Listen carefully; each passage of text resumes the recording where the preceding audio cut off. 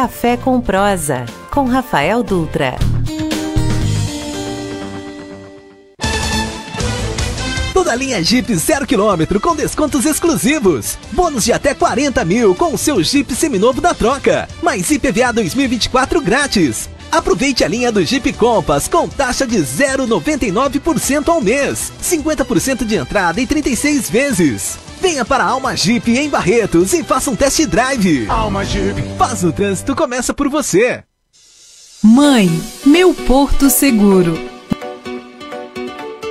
De 18 de abril a 12 de junho, nas compras acima de R$250, concorra a 8 pacotes da Azul Viagens para Porto Seguro com acompanhante e tudo pago. Norte Shopping Barretos, várias versões do presente para sua mãe. O clube mais querido da região vai ficar ainda melhor. Conheça o novíssimo Rio das Pedras Aquapark. Futuras instalações com piscinas de ondas, rio lento, mega tirolesa,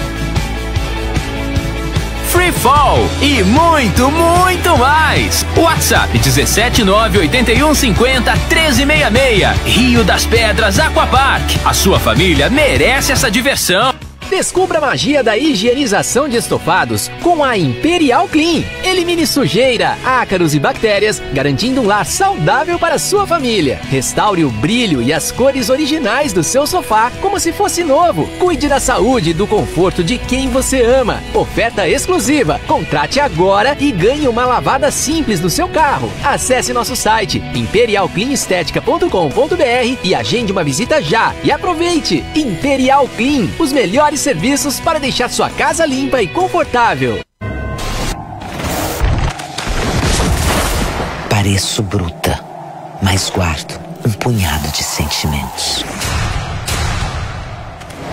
Nesses grãos, já pisaram de mocinhas a touro bandido e gente tão devota por rodeio que ganhei a fama de sagrada. As minhas marcas carregam o peso de muitas histórias. Chão do templo da nossa cultura. Sou a terra que há em Barretos. Terra da nossa gente. Terra de emoções. Em 2024, o fenômeno country internacional Corey Johnson, Jorge Mateus e muitos outros artistas vão levantar poeira em nossa arena. Celebre a maior festa do peão de boiadeiro da América Latina. Barretos 2024. Terra de emoções. Beba com moderação. Você não quer ser esquecido, não é mesmo? Então, chegou a hora de anunciar com a Alfa Outdoors e Painéis. A Alfa é líder no segmento de mídia exterior em Barretos e região. Ligue agora e anuncie com a gente. Alfa Outdoors e Painéis. Nosso negócio é divulgar o seu. 17 98202 6555. Café com Prosa, com Rafael Dutra. Olá, boa tarde. São 5h07 e entra no ar o programa Café com Prosa, hoje com Igor Sorrenti. E eu sigo com vocês até às 6 da tarde. Este programa saúda as mais de 15 cidades que nos ouvem. E aqui com a gente, Adilson Garcia, ele que apresenta todos os dias a partir das 6h30 da tarde o programa de moda, sertanejão, não é isso? Na verdade, a partir das 18 com o jornal, né? Correto. Jornal da Cidade, segunda edição, todos os dias aqui na Jornal FM, às 18 horas. Aí na sequência temos 30 minutos de só modal. Com participação do ouvinte, né? Que liga, conversa com você. Rapaz, os ouvintes que faz o sucesso desse programa, viu? Olha, tem cada figura que participa aqui. Inclusive tem até um coveiro que liga todo dia do cemitério. É verdade. Bacana. Ele fala, ó, hoje o movimento aqui foi fraco, Adilson. Ainda bem, falei, né? Graças a Deus. É assim nós vamos tocando. Mas parabéns pelo programa e pelo convidado de hoje. Tá certo. E comigo aqui também o meu amigo fotojornalista Aquino José. Boa tarde, Aquino. Boa tarde, a nossa saudação a todos os ouvintes, né? E hoje a prosa com café merece, minha perspectiva, ser muito boa, né? É, isso aí. Bom, e o programa é transmitido também pelo Facebook da Rádio Jornal e pelo YouTube do Rafael Dutra. E no programa de hoje estamos recebendo aqui Eric Bretanha. Ele é pastor da comunidade cristã e faz um grande trabalho social. E hoje nós vamos conhecer sobre a sua vida, o seu trabalho e sua dedicação em prol do próximo e dos mais necessitados também. Boa tarde, Eric. Seja muito bem-vindo ao nosso programa. Boa tarde, Igor. Boa tarde, Aquino. Muito obrigado. Boa tarde, Adilson. Obrigado pelo convite, pela oportunidade de podermos estar aqui e compartilhar um pouquinho daquilo que nós temos recebido como missão. E faça assim um breve relato. Quem é o Eric? Eu sou natural de Barretos, nascido e criado aqui na cidade de Barretos. Meu pai, uma das pessoas muito conhecidas aqui, né? Se eu falar o nome do meu pai aqui, Munir Suleiman, ninguém vai lembrar, ninguém vai saber quem ele é. Meu pai faleceu há 1 ano e pouco atrás, mas se você falar Bisteca, mecânico aqui na cidade, muito conhecido aqui na Avenida 11 com a Rua 26, muita gente conhece. E eu sou nascido e criado aqui, e eu sou formado em prótese dentária, morei 8 anos no estado de Goiás, onde eu tive a oportunidade de fazer um seminário, participar de um seminário batista, e a partir daí segui no Evangelho. Eu já tinha uma experiência com Deus, e onde eu fiz seminário, me formei como seminarista ali, fiz 4 anos de seminário. Sou casado com a Débora há 34 anos, né? Esse ano agora a gente completa 34 anos, acho que é 34, meu Deus, se eu errar, não sei se é 34 ou 35, se ela estiver ouvindo ela me mata depois em casa. Mas eu acho que é 34 anos, a gente completa agora dia 29 de julho. Tenho 5 filhos, sou formado em administração, bacharel em administração, bacharel em teologia e pós-graduação em gestão de pessoas.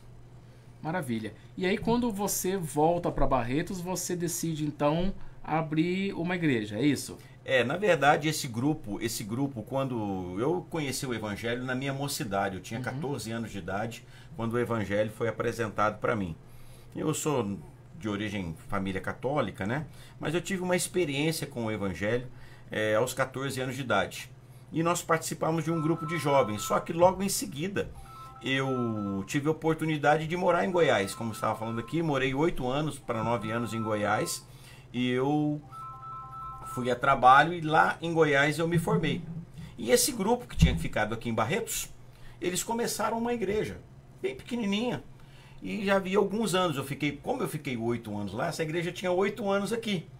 E de repente eles ficaram sozinhos, sem nenhum líder. E eu havia acabado de me formar no seminário, tinha acabado de ser ordenado como pastor, e eles me fizeram um convite: Eric, você não quer voltar para Barretos? Eu tinha já os meus 2 filhos biológicos, né? A Sara tinha 2 anos de idade, o Levi tinha 6 meses, e eu busquei uma direção de Deus e senti no coração que era tempo de voltar. Não imaginava que eu voltaria para Barretos, mas eu acabei voltando para Barretos em 1995. E o ano que vem agora eu completo 30 anos que eu voltei, e estou aqui cuidando dessa mesma igreja desde que eu cheguei aqui há 30 anos atrás. Aí em 95, então você foi para a Avenida 5, em frente à estação da ferrovia, isso, né? Nós fomos ali, em frente à estação ali da FEPAS ali, um salão bem no meio do quarteirão ali. Era uma antiga máquina de beneficiar arroz, um lugar muito terrível. Muito. O Adilson conheceu, né? Fui lá várias vezes. Várias vezes. O negócio era meio difícil lá, rapaz. A gente não gostava nem de olhar. Orava com a cabeça baixa, porque se você olhasse pro teto, você tinha medo daquilo cair na cabeça da gente. E começamos ali. Depois dali, a igreja foi crescendo, o trabalho foi aumentando. Quando eu cheguei aqui em Barretos, tinha um grupo mais ou menos de 15, 20 pessoas, né? 30 anos atrás. E a coisa foi caminhando, e nós mudamos ali para a Rua 24, onde é o SESI, antigo SESI. O mercado, né? O mercado SESI, ali para cima do CPP ali um pouquinho. E ficamos alguns anos ali, até que a gente conseguiu comprar o nosso terreno, devagarzinho fizemos a nossa construção ali. Maravilha. E aí, ali onde a igreja se situa hoje, que é na C12, né, no Cristiano Carvalho, bem na via de ligação entre o Cristiano e o Barretos 2, né, você tem a sua igreja, que é a comunidade cristã, né? Isso. E junto da comunidade cristã, você tem a Casa Ágape, né? Então, assim, como que surgiu a ideia desse trabalho comunitário que é importante para a cidade? Olha, a Casa Ágape, ela é bem antiga. A Casa Ágape, ela é da época da Avenida 5. Porque nós entendemos que a igreja, ela tem um papel social muito grande. Certa vez eu estava num momento pessoal, eu e Deus, nos meus momentos de oração, e falando a respeito, mostrando as situações, colocando diante de Deus, né, os desafios da cidade. E eu senti uma voz muito forte, entendi no meu coração que era Deus falando comigo e dizendo assim para mim assim, Eric, os necessitados dessa cidade não são responsabilidade do poder público, é responsabilidade da igreja. E você precisa fazer alguma coisa. E naquele momento, então, eu confesso que eu fui muito impactado, porque a gente tem uma tendência muito grande de transferir as responsabilidades, né, e cobrar dos órgãos públicos, ainda que eles tenham também suas responsabilidades para fazer isso, mas eu senti muito forte isso no meu coração e nós decidimos como igreja começar a fazer um projeto social. E na época nós começamos com um sopão. A igreja era bem pequena, não tinha recursos, e nós juntávamos alimento, tinha uma Kombi bem velha, né? E aos sábados a gente pegava essa Kombi, fazia uma panelada bem grande de sopa e nós íamos lá para o bairro Santa Cecília e a gente fazia um trabalho ali com crianças e distribuía esse sopão lá. O trabalho foi crescendo e nós sentimos a necessidade de trabalhar com crianças, porque a gente recebia muita criança ali. E aí, o que aconteceu? Nós criamos a Casa Ágape, Centro Social Casa Ágape. Aí virou razão social. Virou razão social e nós começamos na época com um trabalho social para adolescentes. Ela era praticamente uma clínica de internação para adolescentes que tinham problemas com tráfico, com drogas, né? E esses adolescentes, nós conseguimos uma família que cedeu uma chácara ali em frente aonde é o Hospital do Amor hoje. E ali começou o projeto social da Casa Ágape. E ali foi desenvolvendo, foi crescendo e as coisas foram se avolumando mais. Maravilha. E aí, a Casa Ágape hoje ela fornece em média 50 refeições por dia na hora do almoço e também ela funciona como albergue noturno e também tem uma distribuição de marmitas também no final de semana, né? É isso. Tá.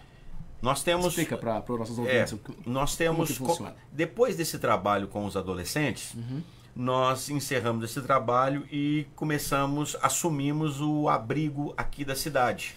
Muitos anos atrás, isso eu estou falando, nós ficamos 8 anos, já se passaram mais ou menos uns 5, estou falando de quase 15 anos atrás, nós assumimos a antiga Casa Ogum Beira-Mar, que era que cuidava das crianças, houve um problema lá, uma intervenção, e precisava de uma instituição na época.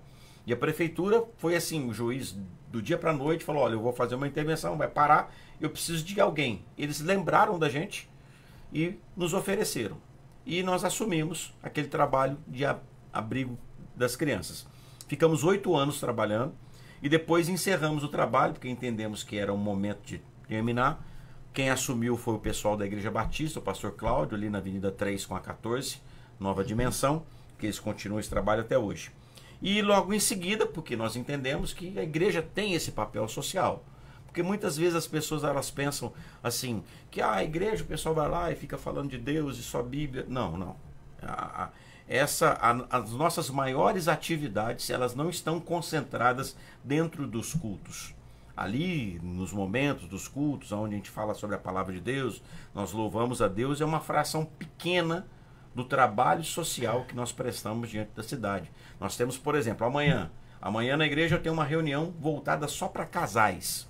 Nós chamamos de rede de casais, onde nós reunimos nós convidamos os casais e nós tratamos sobre situações familiares, do dia a dia, o cotidiano, né? Eu tenho 34 anos de casado, né? Não são 34 dias, nem 34 semanas, são 34 anos, então a gente tem uma bagagem, a gente tem uma história.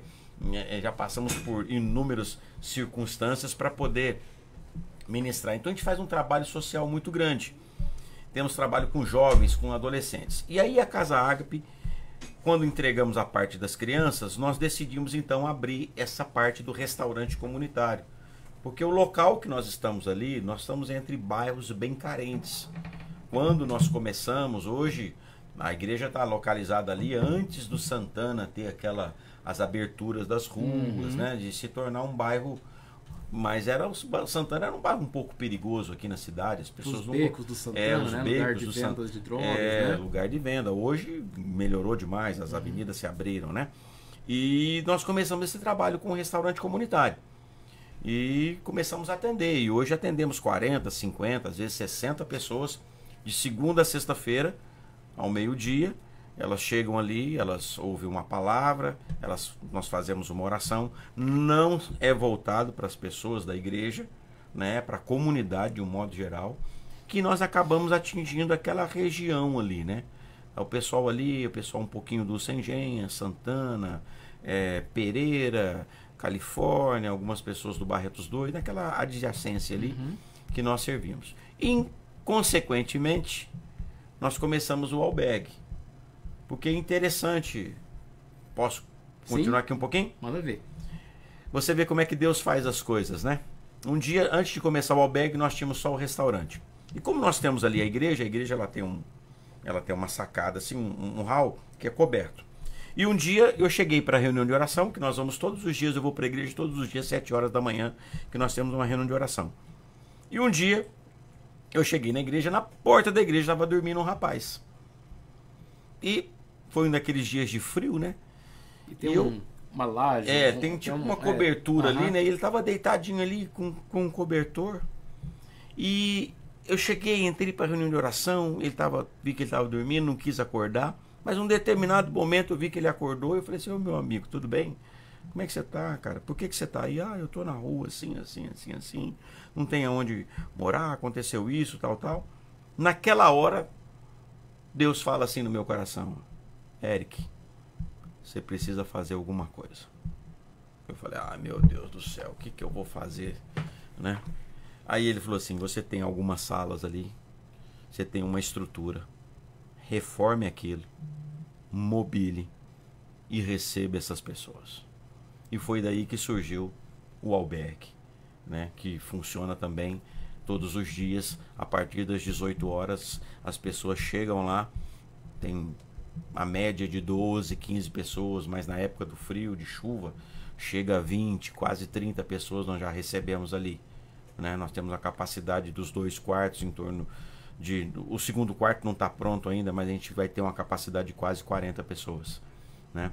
E é assim que foram surgindo esses projetos sociais, frutos de uma chamada de Deus no nosso coração. Aquino? Nessa questão dos projetos sociais, você falou que atende lá no abrigo, tem o sopão. Em Barreiros tem muita gente passando fome? Olha, a gente, dentro da realidade que nós encontramos, a gente percebe que tem algumas pessoas, tem muita gente sim. Ainda que o que as pessoas que podem dizer assim estão verdadeiramente passando fome é porque elas também não estão indo ao encontro, né, das organizações que podem prestar um serviço para ela. Por exemplo, eu sei que é longe, tem pessoal que está ali do nosso lado, o Bom Prato é lá do outro lado da cidade. Mas é possível se tomar uma boa refeição. Se eu não me engano, o Bom Prato é R$1 ou R$2. Eu acho que é R$3, né? Eu acho que é o almoço, né? Não, eu acho que é R$1, se eu não me engano. O custo é 3, mas um é do governo do estado, um é da prefeitura e a pessoa paga R$1, né? Mas a gente percebe que tem sim pessoas hoje que realmente às vezes elas estão impossibilitadas e a gente percebe que tem gente passando fome sim. Voltando para a sua questão pessoal, familiar, o senhor disse aí que tem 2 filhos de sangue, né? O senhor tem filhos adotivos? Tenho. Eu tenho 3. Depois, quando eu vim, os meus 2 filhos biológicos nasceram no estado de Goiás. Quando eu voltei para Barretos em 95, a Sara tinha 2 anos e o Levi tinha 6 meses. E depois, quando nós chegamos aqui, eu já estava estabelecido aqui. Quando eles estavam, a Sara devia ter 14 e o Levi tinha uns 12 anos de idade.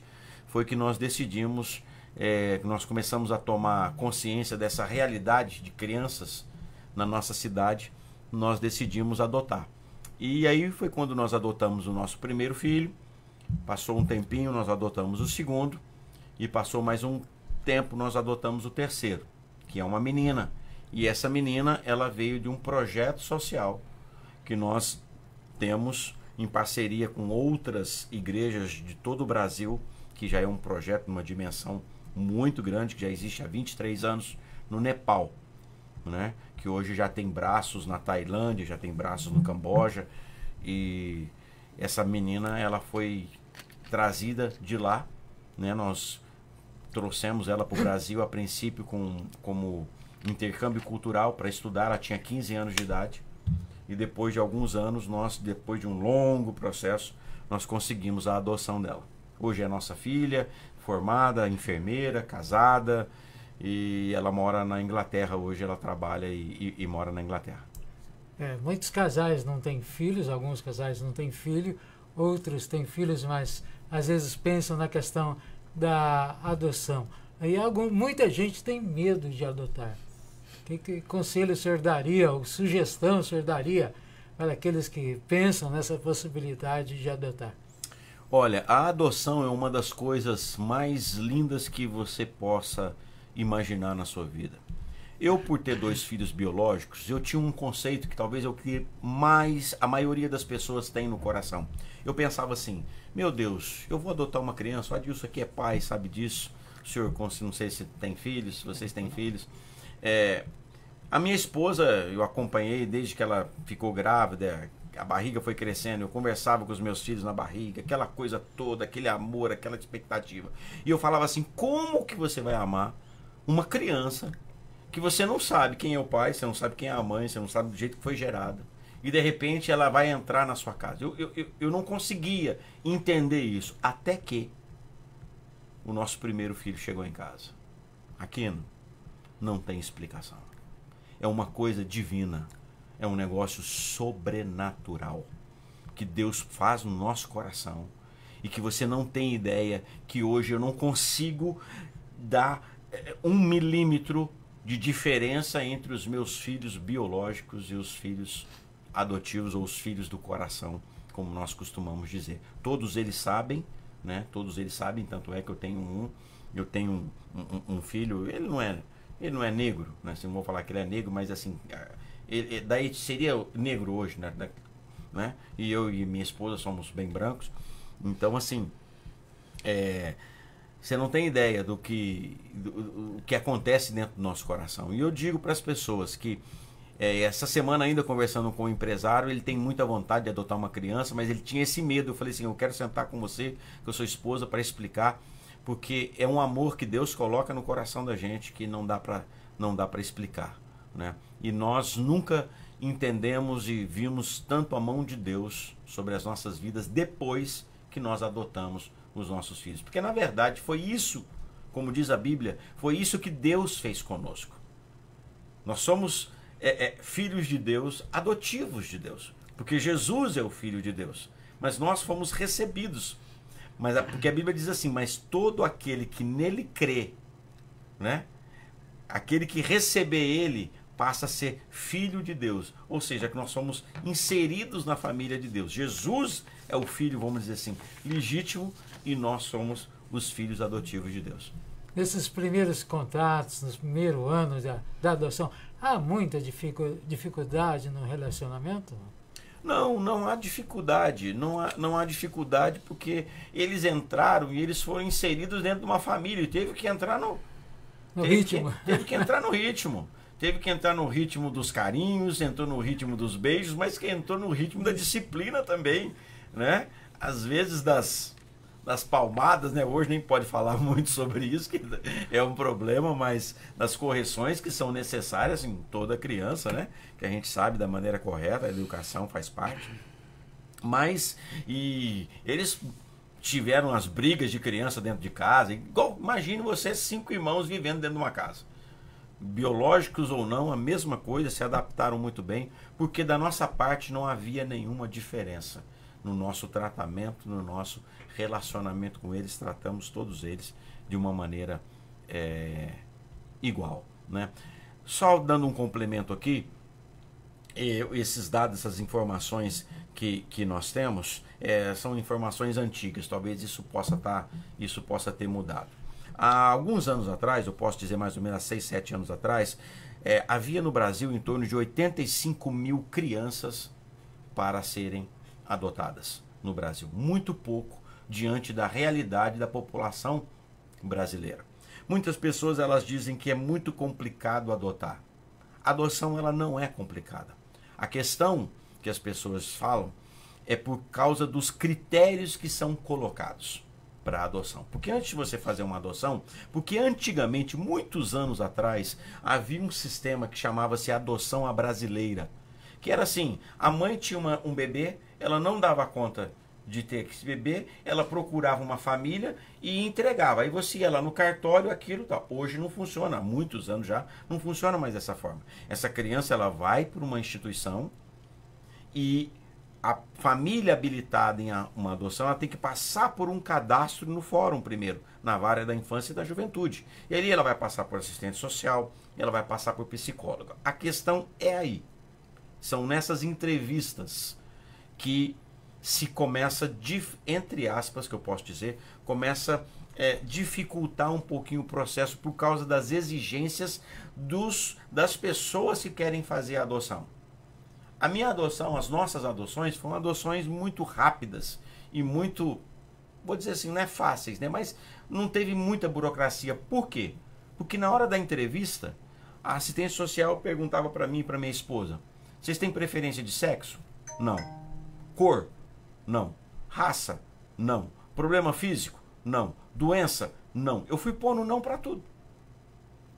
Quanto mais exigência, porque hoje o que as pessoas querem? Menina, recém-nascida, branquinha, de olho azul. Vai só afunilando. Vai ficando mais difícil, né? E essas crianças são difíceis às vezes de aparecer para adoção. Crianças maiores, para você ver, um dos meus filhos eu adotei, esse que é negro, eu adotei ele com 1 ano e 4 meses.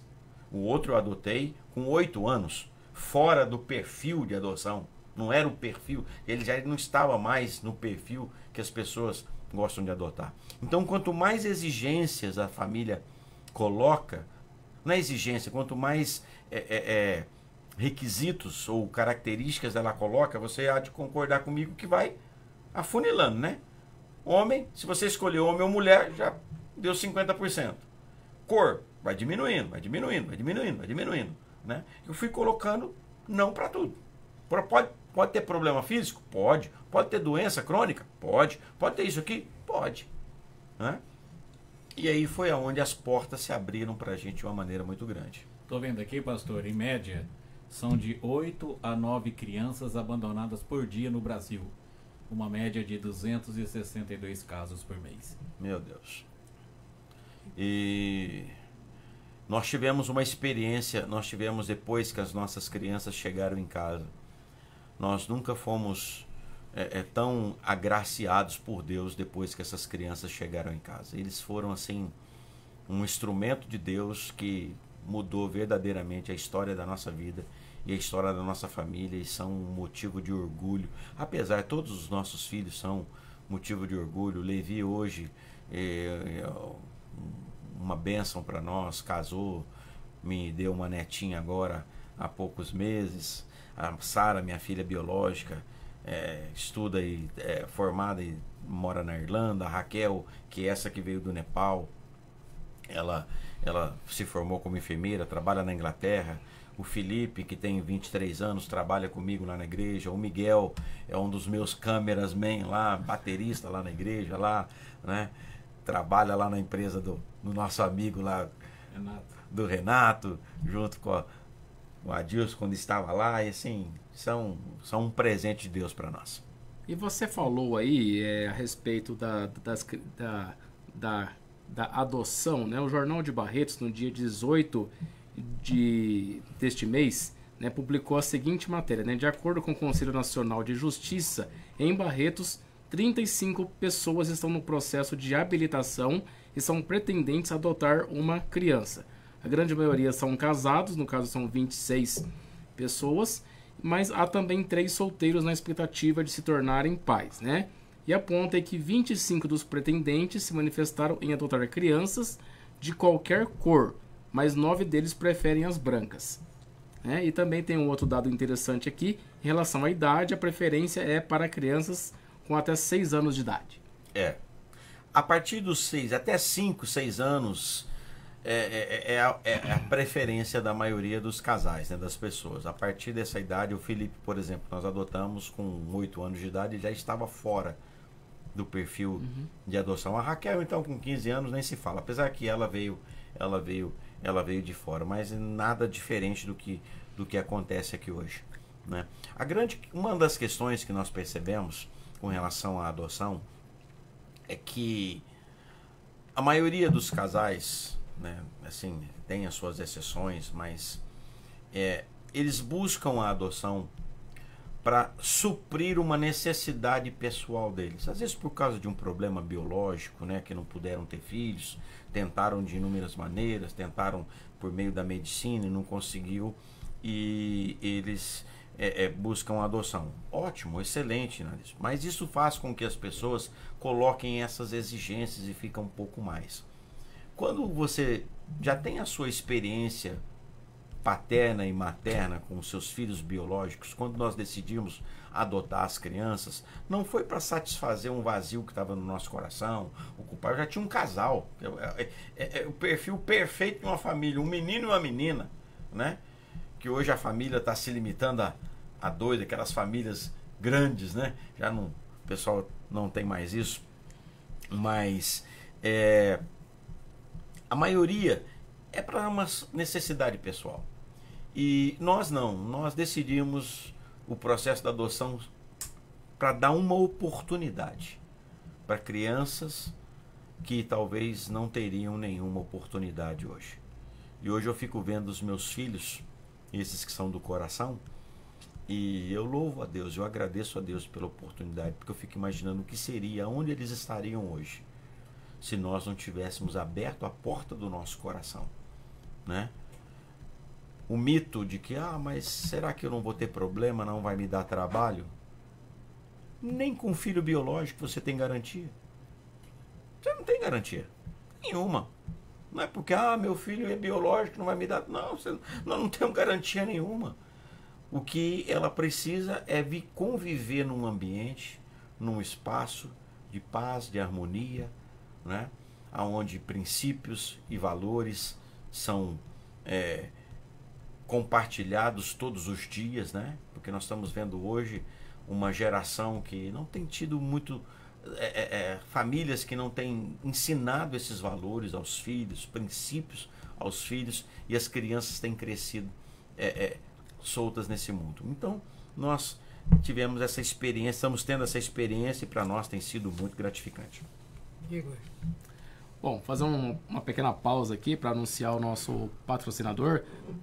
Toda a linha Jeep 0 km com descontos exclusivos. Bônus de até R$40 mil com seu Jeep seminovo na troca, mais IPVA 2024 grátis. Aproveite a linha do Jeep Compass com taxa de 0,99% ao mês. 50% de entrada em 36 vezes. Venha para a Alma Jeep em Barretos e faça um test drive. Eric, você aí disse que além do trabalho da Casa Ágape, né, você tem um trabalho envolvido com meninas, com projeto de resgate de meninas vítimas do tráfico humano, né? Como que surgiu essa iniciativa e qual que é o papel da sua igreja nesse projeto? Olha, eu tenho um relacionamento com pastores do Brasil todo. E nós temos, a nossa igreja, a nossa comunidade, nós temos um círculo de amigos de pastores.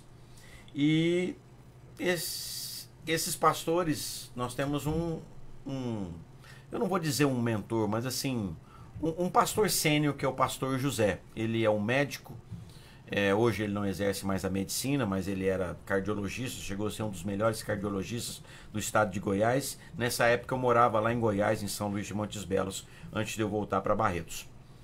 E ele um dia, ele ouviu falar sobre o trabalho de prostituição infantil, tráfico de crianças na Índia. E ele então sozinho decide pegar um avião e vai para a Índia, especialmente na cidade de Mumbai. Quando ele chega na cidade de Mumbai, ele tá num hotel e ele procura um taxista e fala assim, me leve, eu quero que você ande lá nas ruas, nas avenidas onde tem crianças, prostituição. Porque isso, nós sabemos que caso de prostituição infantil é uma coisa que está, infelizmente, esse mal tem no mundo todo. Mas, em alguns lugares, a coisa está praticamente institucionalizada. É normal, é comum, é a céu aberto. Não é as escondidas como é em muitos lugares. E lá na Índia, nessa época, estou falando de 23 anos atrás. Hoje já há um trabalho mais intenso disso. Ele então pega um táxi, e o taxista foi andando com ele nessas avenidas. Um bairro enorme, imagina um bairro. A Índia, mais de 1 bilhão de habitantes. Mumbai, uma cidade populosíssima. E ele andando nesse bairro de prostituição, aqueles casarões velhos de várias janelas assim, vários andares. E ele via que nas janelas tinha as meninas, ficavam nas janelas e algumas meninas na porta. E ele falando inglês com o taxista, foi perguntando, o taxista achando que ele era um turista sexual. Né? Que o pessoal vai tanto para o Camboja, principalmente hoje na Tailândia, o turismo sexual é muito violento lá. E na Índia também. E o taxista explicando para ele se ele... Aí foi falando, olha, lá em cima, naquelas janelas mais altas, ficam as meninas mais caras, que são as mais novinhas. Crianças que são vendidas, entregues pelos próprios pais. E depois as mais velhas vão descendo os andares. Essas que estão na porta são as mais velhas e essas já estão doentes. Porque elas se prostituem por centavos ali de dólares. E foi explicando para ele. Só que essas mais velhas, nós estamos falando de moças de 19 anos. 18 lá já é velha. Naquela época já eram moças velhas, porque as mais novinhas, estamos falando de 7, de 8 anos de idade. E o taxista foi andando. De repente o taxista para numa esquina e ele se depara com uma menina deitada na guia, assim. E chamou muito a atenção. Ele fala que essa menina parecia muito com a neta dele, a neta mais velha dele.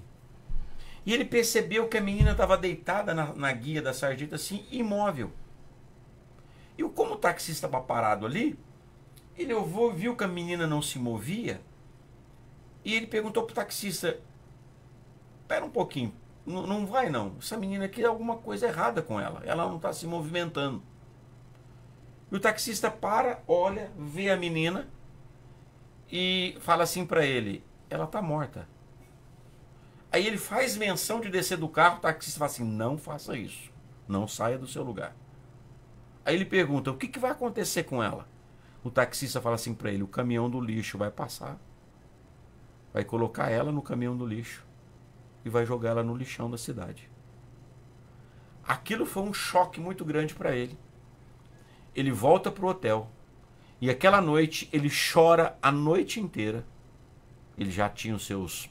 Hoje ele está com 87 anos de idade. Ele tinha os seus 60 e poucos anos já de idade. Ele chora a noite inteira. A imagem daquela menina que parecia com a neta dele não sai da sua cabeça. E ele volta então para o Brasil. E lá em Goiânia ele nos chama, nessa época eu já morava aqui em Barretos. Ele chama um grupo de pastores que se relacionavam com ele, conta essa história e fala assim, Deus falou comigo que nós precisamos fazer alguma coisa para salvar essas meninas. E ele descobriu que essas meninas, elas eram traficadas do Nepal. O Nepal é um país muito pobre, muito montanhoso, que faz fronteira com a Índia, assim como o Brasil faz com a América do Sul, que você não precisa de visto, essas coisas para atravessar a fronteira. E os traficantes vão para o Nepal, vão para as montanhas, oferecem para os pais, porque ainda hoje, um pouco menos, mas naquela época ainda mais, mulher não é valorizada nesses países orientais. Mulher não tem direito a documento, mulher não vota, mulher é uma série de coisas. E os traficantes chegavam para a família e falavam assim, olha, se você deixar eu levar sua filha, eu vou dar estudo para ela, eu vou dar trabalho, eu vou dar roupa para ela. E o traficante dava 50, 100 dólares para a família, que é uma fortuna, nós estamos falando de 250, 500 reais, e levava essa menina de 7, 6, 5, 8 anos de idade embora. Nunca mais eles iam ver aquela menina. Essa menina ia atravessar a fronteira, ia ser vendida para os bordéis, por isso que as mais novinhas eram as mais caras, né? E depois que elas ficavam doentes, elas morriam e eram jogadas no lixão. E ele volta para o Brasil, reúne os pastores e fala assim, gente, nós precisamos fazer alguma coisa. Mais de 10 mil meninas são traficadas do Nepal para a Índia todos os anos. Nós precisamos fazer alguma coisa. Um pastor, do nosso convívio, do nosso relacionamento de Betim, de Contagem, perdão, ali em Minas, ao lado de BH, fala assim, pastor José, eu vou para o Nepal.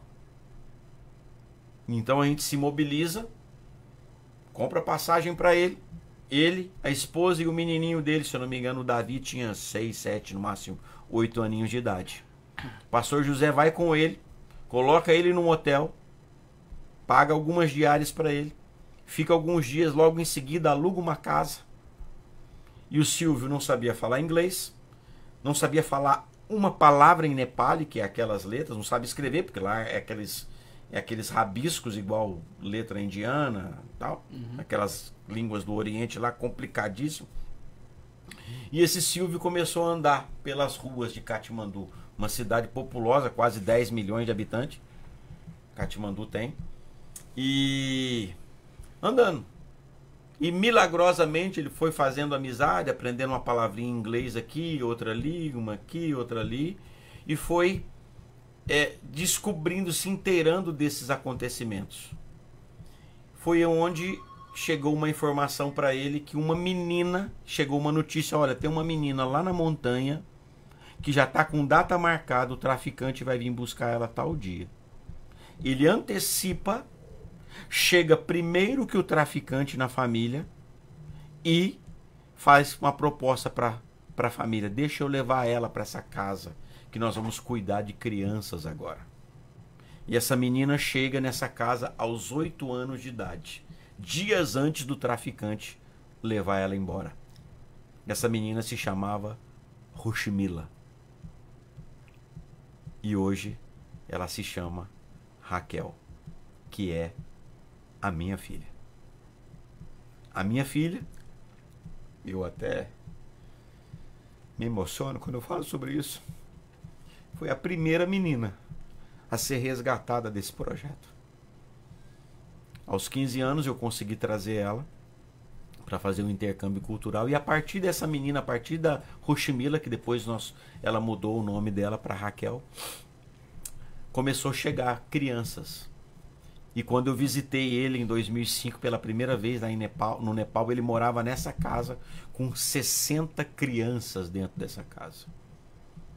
E hoje já são em torno de 5 ou 6 casas. Eu estive agora cheguei agora dia 28 de dezembro, passei 20 dias lá visitando os 3 projetos, e eu estive em cada uma dessas casas vendo essas crianças que hoje foram resgatadas das montanhas desses projetos, da mão desses traficantes, né? E hoje são dentro das casas, são quase 300 crianças que tem dentro das casas, fora o trabalho que eles exercem, porque eles decidiram mudar a estratégia, porque eles não iam conseguir abrir tantas casas assim. Então hoje há um programa de bolsa de estudos que nós contribuímos para manter essas crianças nas vilas, morando com a família, mas com a responsabilidade da família não entregar ela para os traficantes. Foi feito um filme, uma instituição americana produziu um filme, um desenho, já dublado na linguagem Nepali, mostrando toda a estratégia do traficante. Então a gente chega nas montanhas, o Nepal é um país muito montanhoso, toda a cadeia do Himalaia, o Everest está no Nepal, uma das coisas mais lindas do mundo. Então a gente sobe as montanhas, às vezes horas caminhando a montanha, e tem uma vila lá em cima da montanha, não chega carro, nada, tudo a pé. Leva gerador, vai lá, não tem energia elétrica, liga o gerador e à noite põe um telão lá e passa um filme falando, olha, vai aparecer alguém assim, assim, assim, assim, não entregue os seus filhos, porque eles vão fazer isso. Porque alguns entregam, a minoria consciente, a maioria é por ignorância, porque eles querem que as crianças tenham uma oportunidade e eles caem na lábia dos traficantes. Então eles já ficam mais alertas e eles agora já estão mais preparados. E assim surgiu esse projeto, que agora já se estendeu para o Camboja e também se estendeu para a Tailândia. Também já existem casas na Tailândia, existem casas também no Camboja. Quino? Nessa questão do tráfico humano, né, tem tráfico humano aqui em Barretos com o projeto da igreja de vocês? Tem a questão de prostituição infantil aqui, de crianças que possam ser resgatadas aqui em Barretos? Olha, eu creio que nesse nível não. O que a gente sabe que acontece constantemente, como nós tivemos, cuidamos da casa, tivemos o orfanato, o abrigo, a gente recebia denúncias. A gente sabe que abusos acontecem dentro das famílias e isso é muito recorrente hoje. Mas essa questão de tráfico, eu acredito que aqui na nossa cidade, eu acredito que não, né? A gente tem visto falar no noticiário sobre o que acontece na Ilha do Marajó, essa questão de prostituição infantil lá, de venda de crianças nos barcos. Eu já estive não na Ilha do Marajó, mas eu já fiz um trabalho, toda aquela região, Roraima, região entre os indígenas. Nós tivemos muitos projetos sociais, já estive entre os Yanomamis, no meio da floresta amazônica, fazendo trabalho missionário. Mas aqui eu acredito que não, nesse nível não. As pessoas, recentemente foi lançado aquele filme Som da Liberdade. Se você tiver oportunidade, hoje já está nas redes de streaming, dos canais de streaming. Aquele filme, ele é baseado em fatos reais. A hora que eu vi aquele filme, eu chorei demais, porque eu presenciei isso lá no Nepal.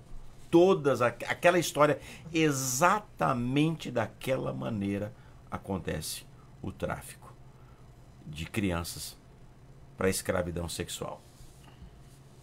O que mais nos choca, inclusive, só abrindo um parênteses aqui, antes que eu me esqueça, dia 19, agora de maio, nós teremos a presença aqui na nossa comunidade de 10 meninas do Camboja que vieram pela primeira vez ao Brasil. As meninas do Nepal já vieram algumas vezes, elas devem vir agora no final do ano, mas as meninas do Camboja, elas vão estar com a gente aqui dia 19 de maio, né? Porque elas dançam danças típicas com roupas, elas cantam, elas dançam e elas vão dar o testemunho de vida delas, né? Porque Aquino, pasme você ou não, essas meninas, elas contam experiências de algumas delas, quando elas estavam presas dentro dos bordéis. E eu ouvi o testemunho pessoal de uma. Ela disse assim, porque normalmente quando eles viajam, o líder, o coordenador dá o testemunho, mas ele não aponta qual é a menina para não expô-la, né? Expor essa menina, perdão. Mas para nós, pelo fato de eu ter a Raquel, elas têm muita intimidade com a gente. Lá em casa, elas ficam à vontade, fazem comida, comem com a mão, porque é típico lá no Oriente. E uma delas contou um testemunho na nossa comunidade e disse o seguinte, que ela era obrigada a ter 30 relações sexuais por dia. Sabe o que é isso? Sabe quantos anos ela tinha? 13 anos de idade. No final do dia, sabe o que ela recebia, Aquino? Sabe aquele sachêzinho que vem dentro do miojo? Aquele pozinho. Não era um miojo, não. Ela recebia o saquinho do pó para pôr numa caneca com água quente e tomar. Era o que ela recebia no final do dia, depois de 30 relações sexuais. Essa cultura patriarcal da nossa sociedade, né? Isso contribui para essas questões de exploração sexual? Olha, a questão cultural lá no Oriente é uma questão muito diferente da nossa. Eu falo, Deus já me deu oportunidade de ir a alguns lugares nesse mundo, ministrando a palavra. A gente palestra, eu já viajei bastante ministrando, pregando em igrejas e congressos e conferências. Já fui em quase todos os países da Europa, muitas vezes na América. A gente fica impressionado com a beleza, com a Europa e tal. Mas se você quer levar um choque cultural, vá para o Oriente. Vá para o Nepal, vá para a Ásia, ali na Ásia, vá para o Camboja, vai para a Tailândia, vá para o Vietnã, estive agora no Laos. Vai para esses países porque realmente é uma outra realidade. É um outro mundo. Então, assim, a maneira como eles tratam essas coisas é muito normal. Eu estive em templos hindus na Índia, onde há figuras entalhadas em madeira de adultos tendo relações sexuais com crianças. Nos templos. Não estou falando no templo de adoração. É cultural. Está instituído. A gente teria que entrar num outro assunto, né? Porque eles creem, eles vivem ainda naquele regime de castas. Se você nasce numa determinada casta, se você nasce, por exemplo, numa casta baixa, não adianta. Você nunca vai ter oportunidade, você nunca vai ter nenhuma chance. Por quê? Porque é o seu karma. Você está destinado a viver e morrer naquilo. Talvez numa outra encarnação você possa nascer numa casta mais alta e você, então assim, e isso gera toda essa série de situações. Igor. Bom, já se encaminhando aí para os minutos finais do programa, certamente a gente teria muito assunto aqui, né, Eric, para conversar aqui. Então a gente vai ter que convidar você para vir em outro programa para conversar, para falar de muitos outros assuntos, principalmente aí esse trabalho internacional, né? Bom, antes de tudo, o nosso convidado, o Eric Bretanha, vai receber essa caneca aqui do programa Café com Prosa, que é um brinde lá da Graphic Brindes Barretos, tá bom? E antes de passar para o Eric se despedir, passo a palavra para o Aquino para fazer as suas considerações. Bom, pessoal, os nossos ouvintes já perceberam que o papo hoje foi, né, muito bom, né, foi caloroso, foi emocionante, né, em alguns momentos, né, e esperamos que essa experiência de vida do pastor Eric, né, nos sirva de exemplo. E também, né, daqui a um pouquinho o pastor vai se despedir, né, quem quiser mais se aprofundar, a conhecer mais essa realidade, tentar ajudar nesses projetos sociais que ele tem, né, logicamente pode procurá-lo lá na sua igreja, no seu projeto, né, que certamente estará de braços abertos. E agradecemos essa oportunidade, né, desse espaço de muito conhecimento que tivemos. Maravilha. Bom, Eric, nós temos aí mais um minutinho, tá, de programa. Eu quero fazer uma pergunta para você e também já aproveitando para que você também faça o convite também para a população que queira ir lá conhecer, mas aqueles que estão nos ouvindo agora, como que eles podem se ajudar e se envolver com os projetos que você lidera? Olha, obrigado, Igor, já Aquino, pela oportunidade. Quero agradecer imensamente ao Adilson aqui também, se poder abrir esse espaço para a gente. Como eu disse, esse projeto, nós não temos nenhum centavo, nós não recebemos nenhuma verba pública mensal, não temos nenhum convênio, nenhuma participação. É fruto ali da nossa comunidade, que mantemos todos os voluntários, algumas pessoas são funcionários ali. E as pessoas, elas podem nos ajudar com recursos financeiros, com dinheiro, né? E também podem, principalmente com alimentos, né? É só nos procurar ali, a Casa Ágape, a entrada dela é na rua, a Avenida Gonçalves, ali um pouquinho para frente do colégio ali, tem um portão ali, é só parar ali e poder fazer a sua doação, vai ser muito bem-vindo. Nós estamos promovendo uma galinhada agora, nos próximos dias, a data agora, esqueci a data agora, perdão, mas depois a gente coloca aí, passa o banner para vocês aí. E a gente precisa de alimentos. Se a pessoa também quiser nos ajudar, olha, eu posso trabalhar, servir um dia da semana ajudando a cozinhar lá, posso? Ótimo, vai ser de muita valia, tanto financeira como alimentos, como a mão de obra ali, vai ser muito bem-vinda. É isso aí, foi um excelente programa. A gente aqui vivenciou as histórias do pastor Eric Bretanha. Se você quiser aí conhecer também a igreja dele, fica ali na C12, no Cristiano Carvalho, né? Anexo está o projeto da Casa Ágape, né? E então esse foi mais um programa e Boa noite a todos. Vocês moram no meu coração, mas não pagam aluguel.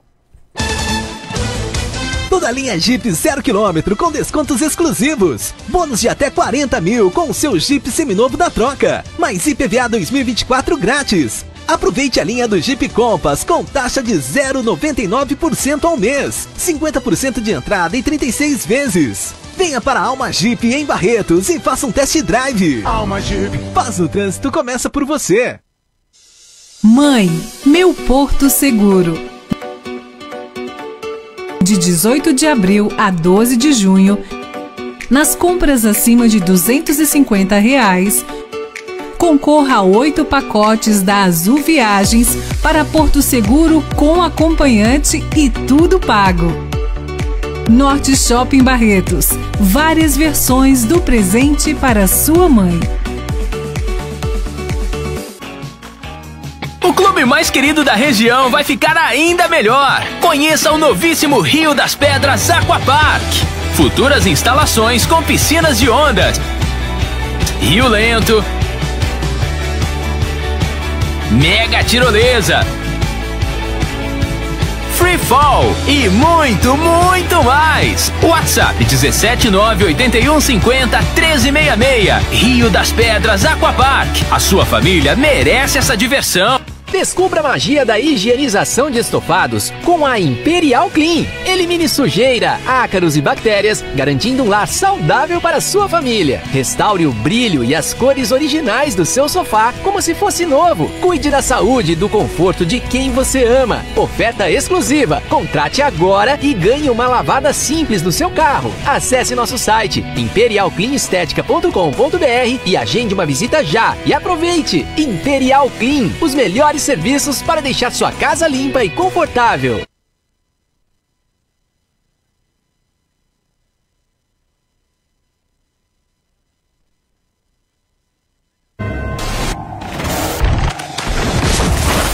Pareço bruta, mas guardo um punhado de sentimentos.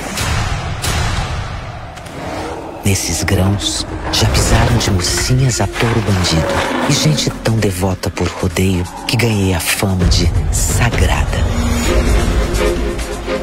As minhas marcas carregam o peso de muitas histórias. Chão do templo da nossa cultura. Sou a terra que há em Barretos. Terra da nossa gente. Terra de emoções. Em 2024, o fenômeno country internacional Corey Johnson, Jorge Mateus e muitos outros artistas vão levantar poeira em nossa arena. Celebre a maior festa do peão de boiadeiro da América Latina. Barretos 2024. Terra de emoções. Beba com moderação. Você não quer ser esquecido, não é mesmo? Então, chegou a hora de anunciar com a Alfa Outdoors e Painéis. A Alfa é líder no segmento de mídia exterior em Barretos e região. Ligue agora e anuncie com a gente. Alfa Outdoors e Painéis. Nosso negócio é divulgar o seu. 17982026555.